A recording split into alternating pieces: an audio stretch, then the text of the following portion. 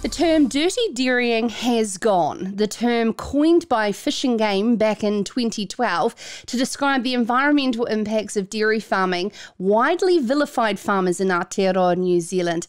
The angst and deteriorating relationship between anglers, hunters and farmers has seen the demand for a better attitude from its powers that be, and the change of guard at the top could be just that going forward. There is furthermore on this in this week's Farmers Weekly, pulled together by agri-journalist Neil Wallace. Ray Grubb, the Fish and Game New Zealand Chair, joins us now from his lovely camping spot in the Coromandel. I understand you're standing on 1 foot, waving your arm in the air to get some signal, Ray. Thank you. It's a pleasure. Can I say I'm having the great pleasure of cold dock showers as well, and pit toilets. Back to the way New Zealand used to be, I think. Oh, you certainly have found a lovely treasured place, because there's a lot of the Coromandel that has certainly changed from what people used to know of it 10, 20 years ago, holidaying there too, Ray. Yeah, on the Waikawel, north of Colville on the east coast.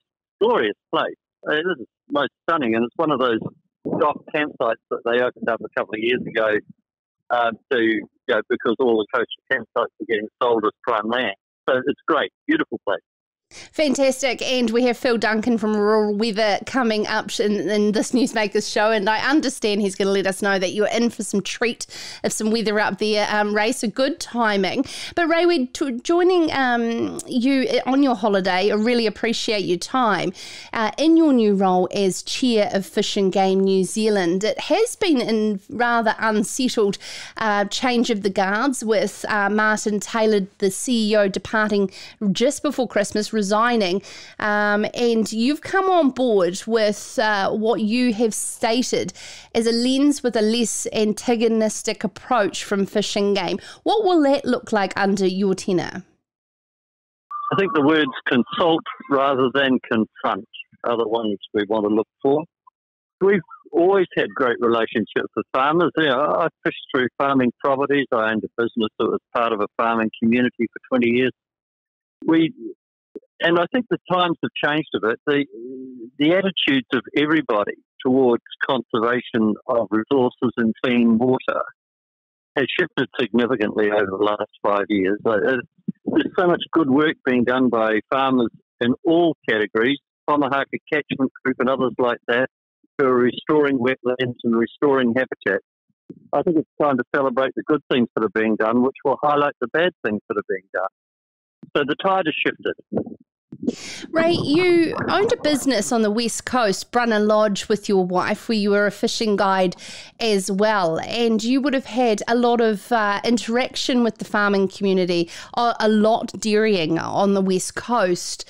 Was it necessary to bring in such a harsh term, do you believe, to shock the farming sector into action?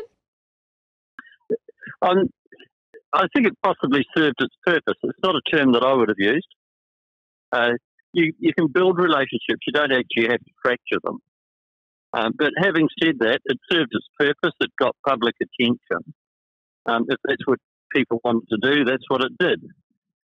As I said, it's done its time. It's time to move into a relationship where we actually talk behind the scenes. We actually make things happen without confrontation. Do you hope to publicly stand in your position as the Chair of Fish and Game and be able to sort of repair some of the public perception towards farming and state there a bit of a wraparound of the arms and a collective approach together with the farming sector so that New Zealand's society sees that this is a new attitude moving forward? I think that's up to the farmers. They have to demonstrate to the New Zealand public the good things that they're doing and the ways in which they're changing attitudes and changing their approach to the environment. One of the things that's really clear is that the modern world of farming now encompasses much more than simply milking cows or having beef cattle and sheep. It involves a high level of technology, and that technology makes it possible to measure the impact on the environment much more closely than was ever done before. Those tools are available to farmers and they're using them. And modern farmer knows exactly what they're doing to the environment. They go to a lot of trouble to make changes to reduce their impact. One of those technologies that has evolved whereby fish and game and farming community, particularly irrigators, have been working together is around how water storage and the ability of managing summer's low flows can help. Do you believe there's been an attitudinal change across the council on how this can be a positive? Not enough yet.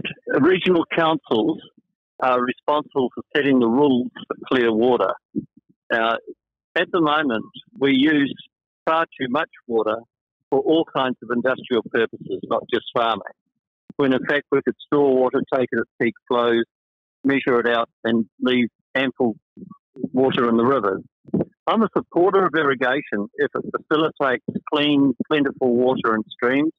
It's eminently feasible, and I think many farmers are now making investments in water storage, and many more can. Where have been some examples over your time, and I know that you've been involved in the Otago Fish and Game Council for quite some time as well, whereby a close relationship around our rivers and streams have seen fish stocks be able to survive in summer due to the likes of flushing and systems that are working and what we can learn from? Well, I think the Pomahaka Catchment Group is a prime example of ways in which they're restoring the environment. They're planting stream banks, they're significantly reducing nutrient loading, they're providing for the amount of water that we need in summer.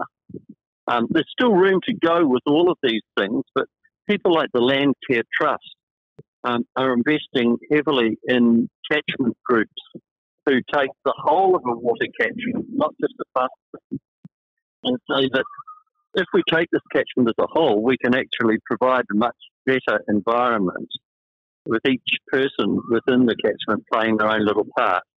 So I think the Pomahaka Catchment Group is a great example. The Tyree people are now doing good work as well.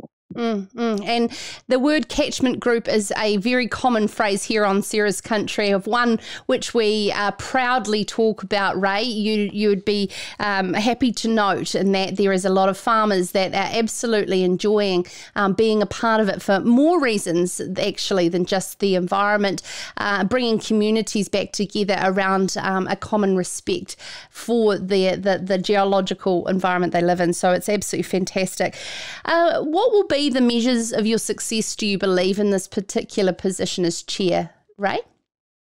When we have effective rules in regional councils where everybody knows exactly what's expected of them to provide for the people who want to use water for more than just industrial purposes. So people who swim, who kayak, who canoe, who take their dogs walking along river banks, 70% of the work the Fish and Game does is for the good of the general public, not just habitat for trout and salmon.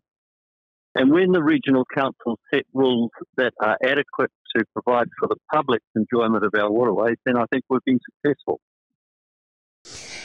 Yeah, absolutely. And certainly when it comes to the regional councils rolling out the freshwater national policy statements, how do you believe they will be able to be implemented when it comes to region by region, and there's so many different elements to take into account? That's why you have regional councils. They need to judge what is appropriate for the NPSFM, the freshwater management rules, in their own regions and national environment standards. They're going to have to, it's not simply enough to say the national environment standards apply, because each region does, as you say, differ. They're going to have to put rules in place that match the needs of their local environment to achieve the standards that the government has been setting with national policy statements. That's not going to be easy. Some of them, there are test cases about the staff. Te Mana o Te Wai is a critical part of that. And Otago is, I think, going to be one of the first off the block. Southland is pretty close. It's a real test of the will of regional councils and of the elected members of them. And certainly everybody's lining up to show an interest and to require the regional councils to do their job properly. They have not done so in the past, in my view.